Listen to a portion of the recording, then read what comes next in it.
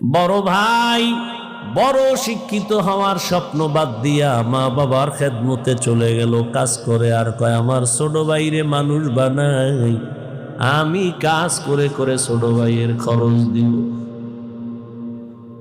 ছোট ভাইরে কষ্ট করে করে মানুষ বানাইছে, কিন্তু বহু ছোট ভাই বড় ভাই মানুষ হইতে পারে না, শিক্ষিত না হয় ছোট ভাইরে বানাইছে। ছোট ভাই এখন চাকরি করে, বড় ভাইয়ের খবর নেয় না। নাই, ঈদের সময় এখন বিয়ে করি না, কত আনন্দ, চাকরি করে, টাকার অভাব নাই। একই জায়গার এক পার্শ্বে বড় ভাইয়ের ছোট একটা ভাঙা ঘর, বড় ভাইয়ের ভাঙা ঘর আর ছোট ভাইয়ের ঘরটা ছাদ দেওয়া বিল্ডিং।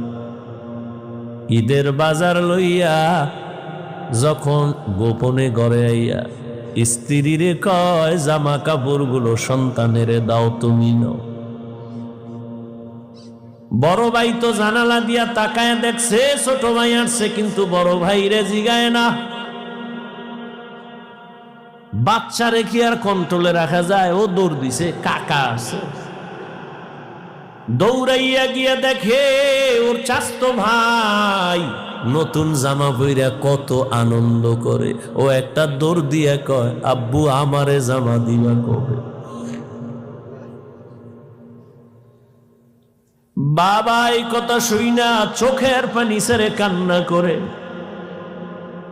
আর বুকে জড়ায় কয়, বাবা কাঁদিস না, আল্লাহ যেদিন তৌফিক দিবে সেদিন তোরে জামা কাপড় দিবে। এমন নিমক হারাম বড় বাইরে জিগায় না, কোনো খোঁজ খবর নেয় না, কিন্তু বড় ভাই বাবার সমতুল্য,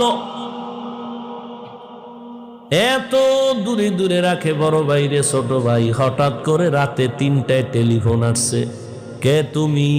বলে ভাইয়া আমি তোমার ছোট ভাই। এই রাত্রে কেন ফোন? আমারে চৌরাস্তায় একদল গুন্ডারা আমারে ধরছে। বড় ভাই কাঁচা ঘুমের মধ্যে একটা লাফ দিয়ে দৌড় দিছে, আয় দাঁড়া আমি আসতেছি।